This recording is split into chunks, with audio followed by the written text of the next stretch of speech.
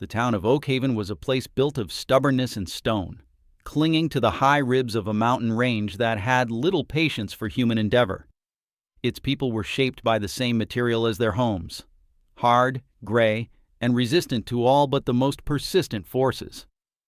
They measured their lives in the depth of the winter snows and the brevity of the summer sun. Grief was a luxury they could not afford, a private winter that consumed precious fuel with no promise of a spring. And so, when Alara lost her husband, a man who had been more cloud than stone, the town offered its condolences with the blunt practicality of a woodsman's axe. They gave her a day to weep, and then they expected her to get on with the business of surviving. Alara, however, was not from Oakhaven. She had been brought there by love for a man who saw poetry in geology and history in the rings of a felled pine. He had been a scholar, a collector of forgotten knowledge, and while the townspeople respected his gentle nature, they saw little value in his books filled with strange diagrams and theories about the world beneath their feet. When a sudden fever took him, it was as if a faint and pleasant melody had simply stopped playing. It left behind a silence that was heavier and colder than any Oakhaven winter. It left Alara utterly alone. She possessed his books, a threadbare quilt, and a handful of coins that felt as light and useless as dried leaves in her palm. She was an outsider, a widow without kin, a ghost in a town that had no room for specters. The autumn that year was cruel. It arrived not with a gentle slide of golden leaves, but as a sharp, premature bite of frost that blackened the potato vines in their fields and sent a shiver of collective dread through the community. The wind that scoured the valley was a living thing, a predator that clawed at the chinking in their stone walls and whispered prophecies of starvation through their window frames. Alara felt it more than most. Her small rented room at the back of the tannery was poorly insulated, and the wind treated her thin walls as a personal challenge. Each morning, she awoke with a film of ice on the inside of her water pail and an ache in her bones that felt ancient and deep. Her money was nearly gone. The pittance she earned by mending clothes for the baker's wife was barely enough for a loaf of bread and a few withered carrots. Soon the landlord would come for the rent, and after that the snows would come for the world. She saw the glances from the other women in the market square. They were not unkind, not precisely, but they were assessing. Their eyes catalogued her worn shawl, the hollows beneath her cheeks, the quiet desperation she tried so hard to conceal. She was a problem they did not know how to solve, a loose stone in the tight-fitting arch of their community. In Oakhaven, survival was a communal equation, and she was a variable that did not fit. One evening, Master Thorne, the head of the town council, and a man whose generosity was always a calculated investment, stopped her on the cobbled path. He was a thick, solid man, built like a barrel, and his voice had the rumbling authority of a distant rockslide. He had a proposition. A matter of charity, he called it, though his eyes held the flat, emotionless glint of a merchant weighing grain. He knew her situation. He knew her funds were exhausted. He could not, he explained, simply give her a place to live. That would set a bad precedent. But he could sell her one. The property was known by many names, none of them pleasant. The Barrens, some called it. The Devil's Toothpick, others muttered, for the jagged shard of rock that jutted from its center. It was a miserable plot of land on the wind-whipped edge of town, a place where the good soil had long ago surrendered and been scoured away, leaving only gravel and bedrock. Nothing grew there but wiry bitter weeds, and a species of lichen that seemed to thrive on sheer spite. Its most prominent feature was a deep, ugly fissure in the earth, a dark crack that ran 20 paces long and was said to be bottomless. Children were warned away from it, and local legend held that the wind's constant moaning was the sound of the mountain complaining about the wound in its side. Master Thorne offered it to her for the exact sum she had left in the world. It was, he said with a magnanimous smile that did not reach his eyes, a chance for her to own something, to have a place of her own, a foothold. The unspoken part of the bargain hung in the air between them. It was a chance for the town to move its problem to its periphery. Once she was out on the barrens, her failure would be her own, a private tragedy enacted far from the public square. She would freeze or starve, but she would do so on her own land. Alara looked at his face, at the comfortable certainty etched into its fleshy lines, and she felt a spark of something she had not felt since her husband's death. It was not hope. It was defiance. It was the cold, hard resolve of a cornered animal. She knew the deal for what it was, a polite and legal way of casting her out. But in their dismissal, they had offered her the one thing she craved more than food or warmth. They had offered her solitude, a place where she would no longer have to bear the weight of their pitying, assessing gazes. "Here," she said, her voice a dry whisper. She untied the small leather pouch from her belt and poured the last of her husband's legacy into Master Thorne's waiting palm. The deal was done. The town's reaction was swift and predictable. It began as a murmur of pity, the sad shaking of heads over the poor widow's folly. But pity soon curdled into a kind of grim amusement. The idea of anyone, let alone a frail woman like Alara, trying to survive on the barrens was absurd. It became a local joke.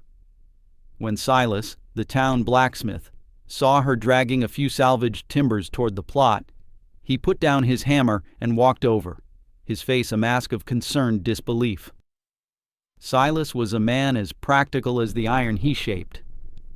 He was not cruel, but he had no patience for fantasy.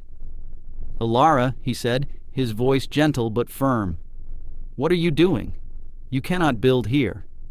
The wind will tear it apart before you can set the roof. The ground is stone. Nothing will grow." He gestured at the desolate landscape, at the gray, unforgiving sky. "This is not a place for living. This is a place for ending." "I have to try," she replied, her voice small but not wavering. "It's all I have." He sighed, a plume of white vapor in the frigid air. He looked at her blistered hands, at the stubborn set of her jaw. He saw not a fool, but someone so deep in desperation that she had lost her grip on reason. He offered to speak to Master Thorne, to try and get her money back, to find her a corner in a barn where she could at least be sheltered from the worst of the coming winter. She refused. The refusal baffled him. It was illogical. It was a rejection of the common sense that held their world together. He walked away, shaking his head, leaving her alone with her impossible task and the rising moan of the wind. The whispers in town grew louder. They were no longer calling her the poor widow. They were calling her the madwoman of the barrens. For days, Alara did little more than exist on her new land. She had a small tent made from oilcloth and her husband's old cloak, a meager shelter that did little to blunt the wind's assault. Her first task was the most fundamental: finding fuel. The barrens offered none. The few stunted bushes that grew there were too green to burn properly, producing more smoke than heat. She spent her days scavenging along the edges of the town's woodpile, gathering fallen twigs and chips of bark, enough for a small, brief fire that she would huddle over as evening fell, the vast, cold emptiness of the mountains pressing in on all sides. It was during one of these desperate searches that she found herself drawn to the fissure, the devil's toothpick. The townsfolk avoided it, but to Alara it was simply a feature of her land, a thing to be understood. The wind howled over its opening, creating a low, mournful sound, a constant lament. As she crept closer, gathering the tiny wind-blasted twigs that had collected near its edge, she felt something strange, a subtle difference in the air. While the wind that swept across the plateau was a blade of ice, the air directly at the lip of the crevasse was not. She paused, frowning. She held her raw, chapped hand over the opening. It was undeniable. A faint, almost imperceptible current of air was rising from the depths, and it was warmer than the surrounding atmosphere. Not hot, not even truly warm, but it lacked the vicious, soul-stealing chill of the Oakhaven autumn. It was the difference between a block of ice and a cup of cool water. She knelt, her face close to the rock. The air smelled of damp stone, of deep earth, of a place that knew nothing of the sun or the seasons. Curiosity, an emotion she thought had been buried with her husband, stirred within her. She picked up a dry brown leaf and dropped it into the fissure. It did not plummet into the darkness. Instead, it dipped, then hesitated, caught on the gentle updraft. It danced there for a moment, a tiny suspended ghost, before a stronger gust from the surface snatched it away and sent it tumbling across the gravel. She sat there for a long time, the wind whipping her hair across her face, her mind racing. And then she remembered. She scrambled back to her tent and rummaged through the wooden chest that held her husband's books. Her fingers, numb with cold, fumbled with the leather-bound volumes until she found the one she was looking for. An old, obscure text on geothermal phenomena, filled with diagrams of volcanic vents and subterranean rivers. Near the back was a chapter her husband had marked, a chapter that the practical men of Oakhaven would have dismissed as fanciful nonsense.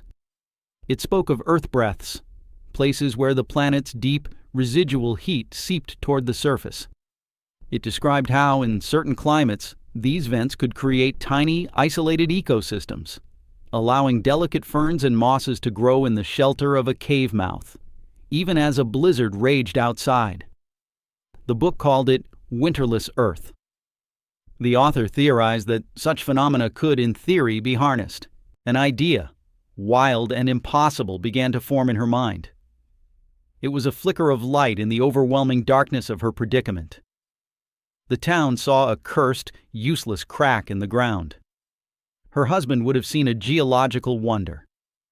But Alara, standing on the precipice of her own extinction, saw something else entirely. She saw a tool.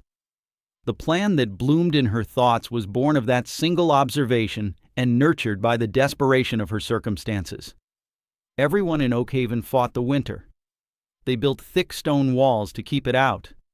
They sealed their windows and huddled around their hearths. They treated the cold as an invading army to be repelled. Her idea was the opposite. She would not fight the winter. She would invite the earth's warmth in. She would not build up into the wind's domain. She would build down into the planet's embrace. She envisioned a structure half buried in the ground, built directly over the fissure. It would be a pit house, a sunken greenhouse, a place that captured the steady, mild temperature of the deep earth and used it to defy the seasons. The fissure would act as a natural hearth, not one that burned wood, but one that breathed a constant supply of cool, but not freezing air. With a roof of salvaged glass and timber to trap the precious daylight, she might be able to create a microclimate, a place where things could grow. It was madness. She knew that. The sheer scale of the labor required was staggering. She had no proper tools, no help, and dwindling strength. She would have to dig into ground that was already hardening with frost. She would have to move tons of rock and soil by hand. It was a plan that relied on a faint breath of air and a passage in a dusty book. It was a gamble against impossible odds. But it was also the only plan she had. For the first time in months, the cold ache in her chest was joined by a thrum of purpose. She would build her winter garden, or she would die trying. The work began the next day. Her only tool was a small, rusted spade her husband had used for collecting botanical specimens. The ground resisted. The topsoil was a thin, grudging layer, and beneath it lay a dense composite of clay and shattered rock. Each spadeful was a battle. The shock of the blade hitting stone vibrated up her arms and into her shoulders, a jarring, painful percussion. By the end of the first day, she had cleared a patch barely larger than a grave. Her hands were a mess of broken blisters, her back a single, continuous fire of protest. She worked from the first gray light of dawn until the last vestiges of color faded from the sky. The physical agony became a constant companion, a dull roar beneath the surface of her thoughts. She learned to live with it, to push through it. The digging became a rhythm, a meditation. Shove the spade, heave the rock, toss the dirt, repeat. The pile of excavated earth grew with agonizing slowness, a testament to her relentless, seemingly pointless effort. The people of Oakhaven watched her toil from a distance. Her solitary figure, bent over her Sisyphean task on the bleak horizon, became a part of the local scenery. The joke was no longer funny. It had taken on a more somber, unsettling quality. Her refusal to fail was an affront to their practical, earthbound logic. Master Thorne would ride his horse out to the edge of her property sometimes, sitting in his saddle and observing her with a mixture of contempt and a strange nascent unease. He told anyone who would listen that the woman was digging her own tomb. He did not understand that for Alara, she was digging her way out of one. Silas the blacksmith found himself drawn back to the site more than once. He told himself he was just checking to make sure she hadn't collapsed. He never spoke to her, not at first. He would stand 100 yards away, his powerful arms crossed over his chest, and simply watch. He saw the way she carefully sorted the rocks she unearthed, placing the larger, flatter stones in one pile and the smaller, sharper ones in another. He saw the methodical, patient way she worked, without wasted motion. He was a craftsman. He recognized the economy of effort, the focus of someone engaged in a difficult and intricate process. He still thought she was mad, but he began to suspect her madness had a method. One afternoon, as a sleeting rain began to fall, he saw her lose her footing and slip, her spade clattering against the rocks. She lay still for a long moment, and a genuine pang of fear shot through him. He started to walk toward her, but then he saw her stir. She pushed herself up slowly, her face streaked with mud and rain, and picked up her spade. She took a deep breath and plunged it back into the earth. Silas stopped, turned, and walked back to his forge without a word.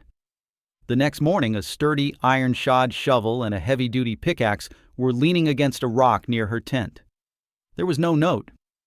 When Alara found them, she looked toward the distant plume of smoke rising from the blacksmith's chimney and offered a silent nod of thanks. The work became marginally less brutal. With the new tools, she made better progress. The pit deepened. She began to use the stones she had saved to line the walls, fitting them together with a painstaking precision that bordered on artistry. She had learned the principles of dry stone walling from one of her husband's books, and she applied them now, creating a sturdy, retaining structure that would hold back the earth. She was not just digging a hole. She was building an underground room, a fortress against the cold. The escalating strangeness of her project only fueled the town's gossip. The pit was now deep enough that from a distance she would disappear into it for hours at a time. All they could see was the periodic arc of dirt being flung out over the edge. Rumors spread like wildfire. She was digging for gold. She was communing with spirits. She was a mole woman, shunning the light and burrowing into the cursed earth. The name stuck. Master Thorne saw her progress not as a sign of success, but as a deepening of her insanity, and it began to irritate him. Her silent, dogged persistence was a rebuke to his authority, to his pronouncement that the land was worthless. He confronted her one day as she was hauling a piece of scavenged timber. "Woman," he boomed, his voice carrying on the wind. "What is the meaning of this folly? You are a blight on the landscape and a source of morbid chatter in the town. This project of yours is an offense against common sense." Alara paused, her arms straining under the weight of the wood. She looked at him, her gaze clear and direct. "I am building a house, Master Thorne." "A house," he scoffed, gesturing at the hole in the ground. "That is a grave, not a house.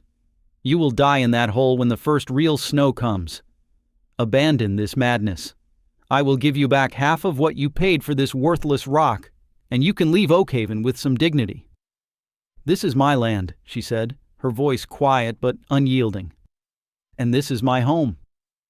She hefted the timber onto her shoulder and continued her journey, leaving him sputtering in her wake. The confrontation solidified their positions. He was the voice of cold, hard reality. She was the practitioner of some impossible faith. Her greatest challenge was the roof. She needed to cover the 20-foot span of the pit, creating a structure strong enough to support the weight of snow and translucent enough to let in the winter's pale light. For this, she needed glass, a commodity rarer and more valuable than gold in Oakhaven. She spent weeks scavenging, trading the last of her husband's non-essential books for a cracked pane of glass from a derelict barn, finding shards in old rubbish heaps and painstakingly piecing them together with lead strips she bought from a traveling tinker. She built a sturdy wooden frame, using techniques she'd read about for building bridges, creating a low-angled A-frame that would shed snow and resist the force of the wind. Silas watched this part of the construction with a professional's eye. He saw the cleverness of her joinery, the way she used the natural shape of the scavenged wood to create a stronger structure. He saw that her design, while bizarre, was not haphazard. He still didn't believe in the geothermal heat, but he was starting to believe in her. He found reasons to be near her plot, offering brusque, unsolicited advice. That brace needs to be angled higher if you want it to hold a snow load. You should use a double lap joint there, not a single. He never offered to help directly, preserving the fiction of his skepticism, but his words were more valuable than an extra pair of hands. He was teaching her, and she was a quick study. By the time the first snow flurries began to drift down from the leaden sky, the structure was complete. From the outside, it was an odd, unimpressive sight. A low, half-buried mound of earth and rock, with a long, sloping roof of mismatched glass panels that glinted weakly in the gray light. A heavy, insulated door, built into the earthen bank, was its only visible entrance. The townsfolk who saw it declared it the ugliest, most pathetic excuse for a dwelling they had ever seen. The mole woman's hole was finished. Inside, however, was another world. The air was still and quiet, shielded from the ceaseless wind. It was cool, but not cold. The temperature held at a steady, constant level, a remarkable contrast to the increasingly frigid world outside. The fissure, covered by a heavy iron grate Silas had discarded near her property, pulsed its gentle, earthy breath into the space. Alara lined the floor with the rich soil she had excavated from deep within the pit, soil that had not seen the sun in 1,000 years. She planted the seeds she had carefully saved, hardy winter greens, resilient root vegetables, and a few precious tomato seeds from a packet her husband had treasured. She had no idea if they would grow. All she could do now was wait and watch the sky. The winter arrived not as a guest, but as a conqueror. The early snows were a prelude, a vanguard that turned the world white and quiet. Then the main army came. A storm, the likes of which the oldest residents of Oakhaven could not remember, descended from the northern peaks. They called it the Ice Wolf, a blizzard of mythical ferocity. The wind did not howl. It shrieked, a physical force that shook the stone houses on their foundations. The snow fell not in flakes, but in a blinding horizontal torrent, erasing the landscape, burying fences and piling in drifts that reached the rooftops. The town shut down. Doors were barred, windows shuttered. Families huddled around their fires, listening to the storm's fury, their world shrinking to the confines of a single room. Days turned into a week. The storm did not relent.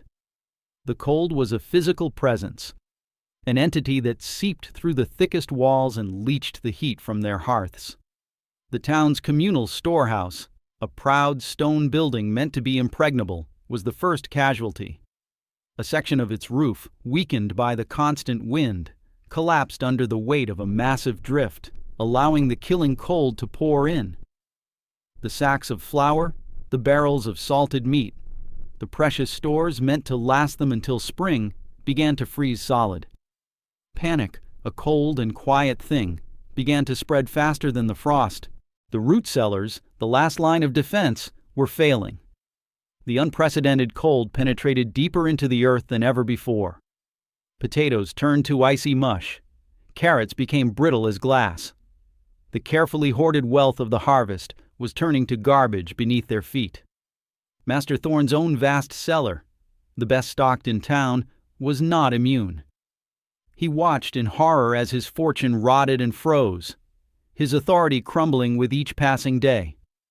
The town was isolated, buried, and starving. Out on the barrens, Alara was warm. The ice wolf raged against her sunken home, but its fury was spent on the tons of earth and rock that insulated her. The snow piled deep on her glass roof, acting as an even thicker blanket, trapping the precious light and the gentle warmth from below. Inside the mole woman's hole, it was spring. The seeds had sprouted. Under the diffused ethereal light filtering through the snow-covered glass, rows of vibrant green pushed up from the dark soil. The air was humid and smelled of life, of damp earth and growing things. The steady breath from the fissure kept the temperature from ever dropping to freezing. Her small store of dried goods remained untouched. She had fresh food. She had water from the snow she melted on a small, efficient stove. She was safe. She was comfortable. Her impossible, mad idea had worked. The crisis in Oakhaven reached its breaking point. A child, delirious with hunger, told a wild story of seeing a green light shining from the madwoman's mound during a brief lull in the storm. It was dismissed as a fever dream, but the seed of a desperate, unbelievable hope was planted. There was nowhere else to turn. Master Thorne, his face pale with fear and his arrogance stripped away by the prospect of a town turning on him, agreed to lead a party to her plot. It was a last, desperate gamble. Silas, his face grim, insisted on going with them. He carried a heavy coil of rope and a lantern, preparing for a rescue or a recovery. They expected to find her frozen body. The journey was a brutal ordeal. They fought their way through chest-deep drifts and blinding snow, the wind tearing at them, the cold of physical pain. When they finally reached her plot, they could barely recognize it. All that was visible was a smooth, white mound, a slight depression in the snow indicating where her door might be. It looked like a tomb. Silas shouted her name, his voice snatched away by the wind. There was no answer. He began to dig frantically at the snow where he guessed the door was. Thorne and the other men joined in, their movements clumsy with cold and desperation. After several minutes of furious work, they uncovered the top of the heavy wooden door. Silas pounded on it with his fist. "Alara," he roared, his voice cracking. "Alara, are you in there?" For a long moment there was only the shriek of the wind. Thorne looked at Silas, his face a picture of despair. "She's gone," he rasped, frozen. Then they heard a sound from within, the scraping of a bar being lifted. Slowly the heavy door swung inward. Alara stood there, framed in the opening. She wore a simple dress, not the heavy layers of wool and fur the men were bundled in. Her face was calm, her cheeks held a healthy color. Behind her, a soft greenish light emanated, carrying with it a wave of impossible air. It was not warm, not like a blast from a furnace, but it was humid, and it smelled of living soil, of green leaves, of life. The men, their beards caked with ice and their lungs burning from the frigid air, were struck dumb. They stared past her, into the sunken world she had built. They saw rows of lettuce, crisp and green. They saw the feathery tops of carrots, the broad leaves of chard, the impossible sight of small green tomatoes hanging from vines trellised against the stone wall. It was a garden, a thriving, verdant garden in the heart of the ice wolf. They could not comprehend it. It was a miracle, a thing that defied every law of nature they knew.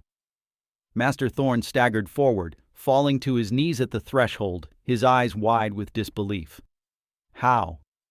was all he could manage to whisper, his voice choked with awe and shame. Alara looked at the desperate, frozen faces of the men who had mocked her, who had pitied her, who had cast her out. There was no triumph in her eyes, only a quiet, weary compassion. "The earth is warm," she said simply, as if stating the most obvious fact in the world. Silas pushed past Thorn, stepping down into the shelter. He walked slowly between the rows of plants, touching a leaf with a calloused, trembling finger, as if to confirm it was real. He looked at the simple, brilliant engineering of the space, at the stone walls, the trussed roof, the grate over the life-giving fissure. He saw it all, not just the result, but the months of back-breaking labor, the lonely struggle, the unshakable belief that had made it possible. He turned to face her, his eyes shining with a reverence that bordered on worship. "I'll be damned," he breathed, the words a prayer in the green, quiet space. "I'll be damned." The story of what they found in the mole woman's hole spread through the starving town like a fever. Ilara, the mad outcast, became Ilara, the savior. She did not hoard her bounty. Each day she harvested what she could, and Silas, now her self-appointed guardian and disciple, would transport the precious greens and vegetables back to the town, distributing them first to the children and the elderly. It was not enough to feast, but it was enough to survive. The fresh food broke the back of the hunger and the despair. It was a lifeline, a promise that spring would eventually come. When the blizzard finally broke and the great melt began, the town of Oakhaven was changed forever. The hierarchy, once as solid as the mountains themselves, had been fractured. Master Thorn was a broken man, his wealth and authority destroyed by a winter he could not control and a woman he had so grievously underestimated. The community, humbled and grateful, turned to a new leader. They turned to the quiet woman who had listened to the earth. The name Mole Woman's Hole was never spoken again. It became known as the Winter Garden, and it was the site of a constant pilgrimage. People came to see the miracle, to understand it. Ilara, patient and methodical as always, explained the principles to them. She showed them the passage in her husband's book.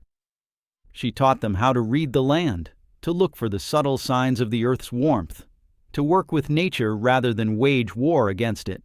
That summer, the town did not just prepare for the next winter. They reinvented their relationship with it. Led by Silas, who worked with the tireless zeal of a convert, the men of Oakhaven began to build more winter gardens. They excavated other plots of land, using Ilara's design as a blueprint, improving upon it with their collective knowledge of stone and timber. The project united them, giving them a common purpose, born from a shared memory of desperation and a shared hope for the future. Ilara was no longer an outsider. She was the heart of the community, the keeper of the new knowledge. They called her the founder. Decades passed. Ilara lived a long and peaceful life, respected and loved. She never left the barrens, her original winter garden remaining the most productive and beautiful of them all. The town of Oakhaven thrived. The famines and the desperate, hungry winters became stories told to wide-eyed children, cautionary tales of a time before they had learned to listen.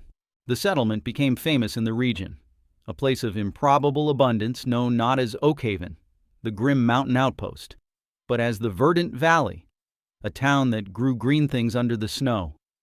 The legacy of the quiet widow who bought a worthless piece of land endured, passed down through generations.